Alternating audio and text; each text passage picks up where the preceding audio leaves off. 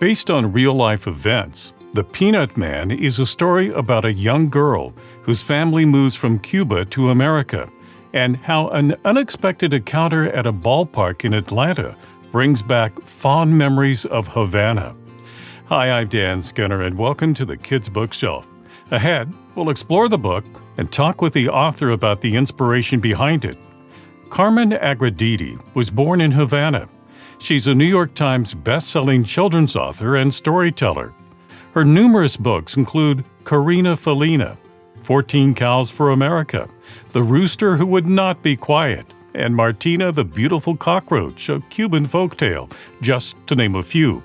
She joins us to talk about her autobiographical picture book, The Peanut Man. Carmen, welcome to the Kids Bookshelf.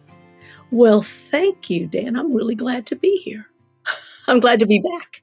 Well, this is based on your childhood memories, so this is a very personal book. Tell us about the inspiration for it.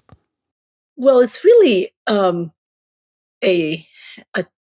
daunting sort of task to take a personal memory, a childhood memory that's always affected, of course, by time and the distance from the physical place, from the actual event. But some things in children leave imprints. It's sort of like when you're very small, you're like wet clay, and anything that touches it deeply enough leaves a permanent imprint. So I have a lot of memories from leaving Cuba. Surprisingly, I was 3, but it was a tumultuous time. And there was a revolution to place it in time. This was in the nascent years of the revolution, which was in 59. And in December of 59, I was born in September of 60, a celebratory child. And then things took slowly a turn, and the country began to close, if you will, around especially the intelligentsia, the professors, the newspaper editors, the radio and television became nationalized and was government owned. So slowly the torque was increased, and my parents were not political people, although as I knew them growing up my entire life, they were very strong human rights advocates. But there came a point, without getting into too lengthy an explanation, when it was clear to them they needed to leave. And once they announced that they wanted to leave, and there was a whole process, you had to go to your local police station, and you had to declare that your intent to leave the country, and there was paperwork involved. At that juncture, you could no longer receive what we would call the ration cards, basically, that would allow you to get food legally. And to get food illegally, like going to the country, to the farms and so forth, was very dangerous, which my father did do. And oddly, there are very funny stories about that period. But it was a time of not just tension within this small Caribbean island, but in the greater world at large. The Cuban Missile Crisis was in 62, right? And then Kennedy, the whole country, the whole world breathed a sigh of relief. They had dodged a bullet. But President Kennedy had not. And a year later, he was assassinated, literally, by an assassin's bullet. And we were finally given permission to leave in December of 63. And we went not to the US, but to Mexico. Mexico and Spain were 2 of the countries accepting refugees, Cuban refugees. And we were there for 2 months. And then we were able to finally we would walk to the embassy every day. And those are some wonderful stories. These are wonderful stories I couldn't include in the book. I remember walking through El Parque de Chapultepec Park. It's where the palace of Maximiliano and Carlota was and still is. And as we walked through the park, I would see these beautiful Mexican ladies, and they were seated usually next to a fire making, and I'm going to clap my hands so your audience knows what this is, making tortillas. They probably guessed what I was going to say. Well, we didn't have any money, very little, and we didn't know how long we would be there. And we were there at the due to the kindness of strangers, but they were family. My mother had distant cousins in Mexico, and they had helped us But they couldn't do that much. They gave us a little money, and my parents were rationing it so carefully. Back to rationing again. So what food we ate, mostly my sister and I got the best of it. I don't think they had but one meal a day. But as we walked through the park every day, I would see these ladies. And this is a story I really wanted to include, and there wasn't space. It's a 32-page picture book. But Dan, I was so hungry. And I was always hungry. I mean, I was born into a revolution. I was always hungry. My mother says, and this, I don't recall this part, that I broke away from her. She was holding my hand as we walked through the park. And I ran to one of these lovely women, and I pointed to her tortillas, and then I pointed to my mouth and went, ah. And that this woman looked at me, looked at my mother, who was panicked, and shook her head as if to say, we don't have any money to pay you. And she shrugged, made a tortilla, put some queso fresco, that's fresh cheese, in it, folded it up and gave it to me. Within a tick, my sister was right behind me going, ah, and she fed us both. And my mother was horrified. And the woman just threw her hands up as if to say, por favor, señora, hey, son las nenas. There's the little girls. So the weeks that followed until we got our visas, when we walked to the embassy, we started taking the same route. And my mother and father would inspect the flora. They'd turn their backs, and my sister and I would run up, and this wonderful woman would give us tortillas. I don't know who she was. I never knew her name, never saw her after we left, but I'll never forget her. And what that tells me is that a child never, ever, ever, I am 64 years old, forgets the people who feed them when they're hungry. Tell us about this picture book. What is the story that readers are going to find here? Well, this picture book for me, it's one that I told orally many years. And the gist of the story is about our common humanity. If you want it in a simple sentence, it's about myself as a child, it's about me as a little girl in Cuba, playing a very silly game with the Peanut Man, a man who would come through, and every neighborhood had one. There isn't just one, but every neighborhood child believed that the only manicero was theirs. Ours was Emilio, and I would stand up in my crib. It's a bed in the picture, but it was actually a crib because we couldn't afford a bed after the revolution. There was no buying things like that. It was pushed up against the window, and I would hear him, manicero se va. I can't sing, so forgive me that, but that's what it sort of sounded like. And it's called a pregón, a song of a seller, of a fruit seller or whatever, flower seller, peanut seller. And when he came around the corner, I would see him. He would stop under the lamplight. I would call down to him. He would wave to me. And then we would start this very ridiculous game that only a child would really understand. Well, an adult that's playful would, as you'll see. One day I just stuck my tongue out. And he looked horrified. And then he looked sideways, just sort of a side eye. And then back to me again, looked around, and he went. It was so wonderful. I mean, remember what a tense time this is. And a grown-up with a sense of humor, who knew? So that became our nightly game. And then we left Cuba, and I had to tell him we were leaving. And he told me I would love my new country wherever I traveled, and it was, what he said to me was much longer than what's in the book, but that I would find friends, I would make friends, I would find wonderful things in my new country. And of course I was, no. And he said, yeah, sí, por supuesto. He said, you're going to Los Estados Unidos, the United States. There's comida, food, libertad, freedom. A word that was not, I mean, I'd heard my parents say it, but that's a concept that's hard for a child to wrap their brain around, especially one born in a place that is a dictatorship. And then he said, y tienen, and they have baseball. Baseball. Well, there are little hints that I love baseball in the illustrations at the beginning of the book, because my father would take me to pickup games. Even during the revolution, Cubans love baseball. They may disagree on 1,000 subjects, but they all love baseball. At least everyone I've ever met loves baseball. I'm sure there's someone lurking somewhere in Slovakia who does not like baseball, but as a rule, we love baseball. And so I said, baseball. I was so excited. And the last thing he said to me was, no te olvides del viejo Emilio. Don't forget your old friend Emilio.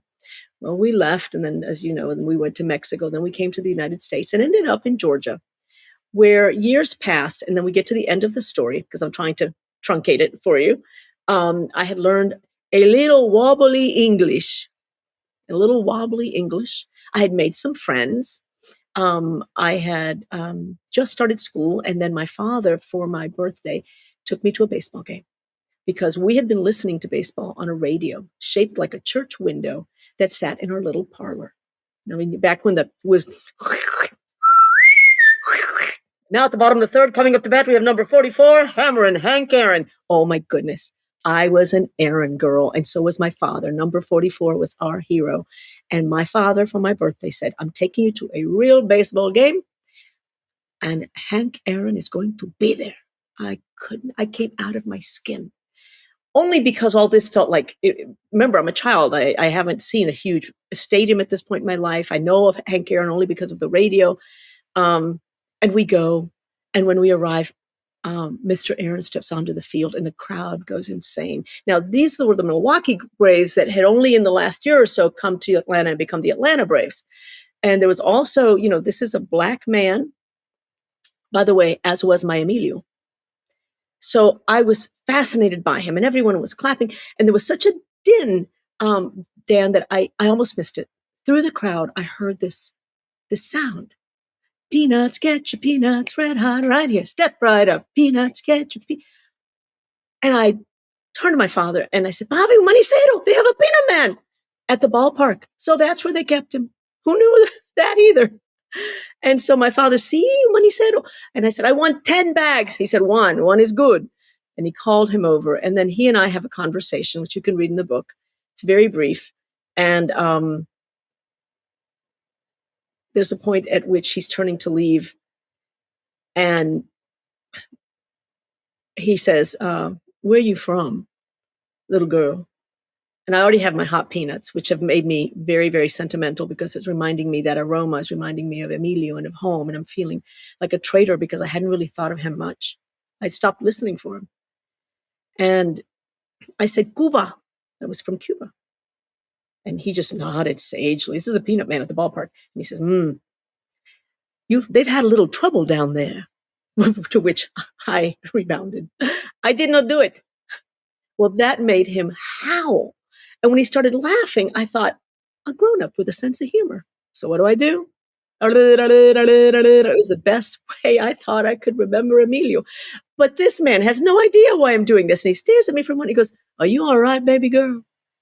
And of course, he looks around. People are turning and pointing. My father stands up and he looks horrified. And then that man looks at everyone back at me and says, without missing a beat, and it was a perfect circle. One of those moments in life that begin and end in the same spot. And for that one miraculous moment, I wasn't homesick. I was here and I was back there. And I was home. Carmen, would you read a small portion of the book for us to give us a taste of what readers are going to find here? Por supuesto, of course. I'll start at the beginning. The song of the Peanut Man wound through the streets of old Havana as smooth and bright as a red velvet ribbon. Money, money. When the song reached my window, I gave the shutters a small push. A gust of salty sea air rushed in, along with the scent of money, peanuts. And that meant, Emilio, I squealed as the old man stepped into the lamplight like an actor onto a stage. He wore a jaunty hat, his face as wrinkled as old tobacco leaves spread into a toothless smile. Coqui, he called. He knew everyone by name, and we all knew El Manicero, the Peanut Man. Now it was time to play our game. I tucked my thumbs in my ears, stuck out my tongue, and made our silly sound. Emilio clutched his chest in horror. Then he laughed and stuck out his own tongue. We loved playing that game every single night. But one night was different. As Mommy tucked me into bed, she told me I must be very brave. We were leaving Cuba for Los Estados Unidos. ¿Por qué? I asked. Why? I had so many questions. She sighed and drew me close. Because your gentle father is a man with opinions. And in our country, that can be dangerous. Will we come back? I asked. She hugged me tight and whispered, try not to worry. We'll be together, and that is all that matters. But that didn't answer my question. Money. Peanuts. My friend had appeared when I needed him most. Emilio, I cried. Nos vamos. We're leaving. I told him everything. I think you'll like your new country, he said, and lowering his voice, he added, they say it is the land of plenty, liberty, and baseball. Hold it, what? I swiped my arm across my damp eyes. Baseball? I love baseball, I cried. See, already there is something to love in your new country, he said. But don't forget your old friend Emilio. Nunca, I promised. Never. His answer was to stick out his tongue. I echoed as he turned to go. Hasta mañana, I shouted after him. Adios, Coqui, he called back. Money. We left Havana the next day. Well, that's just a portion of the book, The Peanut Man by Carmen Agra Deedy. And Carmen, one of the things that impressed me, and you talked about this earlier, is the sense memory in this book. Obviously, you're remembering the sound of him singing. There's the smell of the peanuts that brought back, those memories. Even the smell of the ballpark, which obviously left an impression on you. Well, it was indelible. If you've ever been to a ballpark in the heat of summer, in Georgia, it's not just hot, it's malarial. When we use our senses, what happens neurologically, and this, I hate to take the mystique out of stories, but it's an interesting thing to hear and to know. And I'm not the only one who talks about this. But I knew early on, as I told stories and as I listened to stories, that the moment that was most critical, the moment where you had to keep the audience's or the reader's attention, nearly always included something sensory. And try to note that when you read now, Dan, or when you're listening to someone. And if I need to know, or I need my reader to know that something really important is going to happen, and I don't want them to, like all readers do, sort of lose interest for a moment or think of something else, I will say, I shoved open the kitchen door, and over me washed the smell of chocolate chip cookies that filled my mother's kitchen. Are you there? Of course you're there. I'm there. Now I say, but the woman at the stove was not my mother. I don't want you to miss that part. It's really important. So it's very helpful to bring in, and you don't want to use it like a cheap trick, like a technique, but there are places that, and it's, if you think about it as, not even as a writer, but just as a listener or a reader, are there not things that you've read or heard that evoke memories because of those senses that were triggered? And that's often the case. Or have you ever walked into a place? I mean, this happened recently to me. We were in Estonia, and I walked past a field, and it was so, and I know what was happening, but at that moment I didn't. I was pure human. Just my DNA was sizzling. It was just like, what is this? What is this? What is this? It was the smell of the country. I mean, deep country out in the woods. And there was this beautiful meadow, and I felt dizzy. And I thought, what in the world? And then all of a sudden I was on my grandmother's farm in Camagüey. And I thought, oh my. Now, very different flora, very different, I'm sure but something about the smell of the grass, of the trees, took me right back. It was a very long answer to a very short question, but I hope that it informs your readers in a way that makes it fun for them to listen for those cues. This is a picture book. It's designed for children, but it's often going to be read by adults. And it seems like this will speak very much to adults, too, about their childhood memories. I hope so. Telling stories to children is my favorite thing, but To me, that encompasses pretty much all of mankind and womankind. I feel like stories, whether it's a picture book intended for a child or a story told from a chair or a stage, perhaps intended for a younger audience, a folktale, a fairy tale, a legend, a good story reaches into the sort of the childlike curiosity of every person, regardless of age. A really good story does. Because if you start a story and say,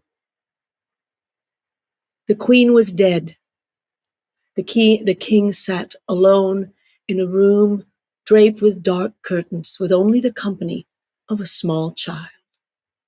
Now the child, see, can you not already start to feel like you're there? Right? That's what a good story does. It begins by just throwing these little gossamer threads at our mind, and each one attaches us until it draws us in. And if it's a really good story, it'll also have a really good payoff. I don't believe in telling stories that don't have a good payoff. When you're telling them orally, when you're telling them orally, that's part of a great oral story, is that you've had people there for 30, 40 minutes. They need to reach the end and go, well, then, tell it again. Well, this book has actually a couple of payoffs. There's the story itself, and then the afterward, there is another payoff because you tell another story about telling stories and the opportunity to meet a very special guest. Can you tell us about that? I told the story of the Peanut Man when my daughters were in high school. Afterwards, a parent who happened to be visiting that day and who came to the event asked me if I would come to her home and tell that story to some friends of hers. Although this was an unusual request because I didn't go to people's homes, still don't, to tell stories. She was a fellow parent and a very nice person. And I said, yes, yes, we'll work it out. I did go. And when I arrived, evidently the other guests were there. I could hear them as we stood in the hall. They were in another room. And she led me in, and there were 3 people around the table, her husband, whom she introduced, and another couple. The gentleman pushed back his chair, walked towards me, extended his hand and said, hello, Miss Deedy. My name's Henry Aaron, and I understand you tell a story about me. Let me tell you, Dan, my knees turned to jelly.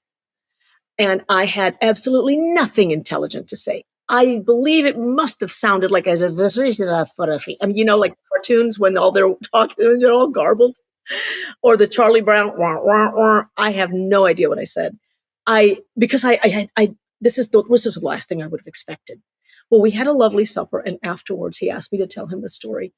I did tell it very poorly, and I'm not being, self-deprecating. I did the best I could, but I was so undone. And it's very different to tell a story to a person than it is to tell it to an audience, especially when the person is your childhood hero. But he was very kind and laughed in the right places and listened carefully in the others. And then he asked about my father, and he asked to speak to him. He said, would you like me to talk to your father? And I said, oh my goodness, yes. So I called home, and my mother answered. And of course, that was another, just madcap comedy kind of moment. Mommy, I need to talk to Papi. Oh, you don't have time to talk to your mother, okay? You call my house, but you want to talk. Mami, por favor, please. I have Hank Aaron with me. Hank es Marin. Yo no sé quién es ese hombre. Would you please put my father on the phone, Mom? I'm begging you. Está bien, Carlito, la niña quiere hablar contigo. Dice que hay un hombre en la tele. And so off she goes. And my father says, Carmen? I said, Papi, I'm with Hank Aaron. Dead silence. You are no phony. I'm not being funny. Not this time. I'm not being funny. Hold on, Mr. Aaron, would you please?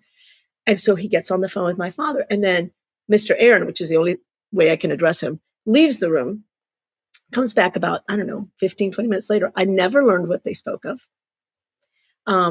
He said some very kind things about my father, and what a kind and courageous person he sounded like. And I said, well, Mr. Aaron, in your own way, you each fought for what you believed, but you did it with a bat against tremendous odds.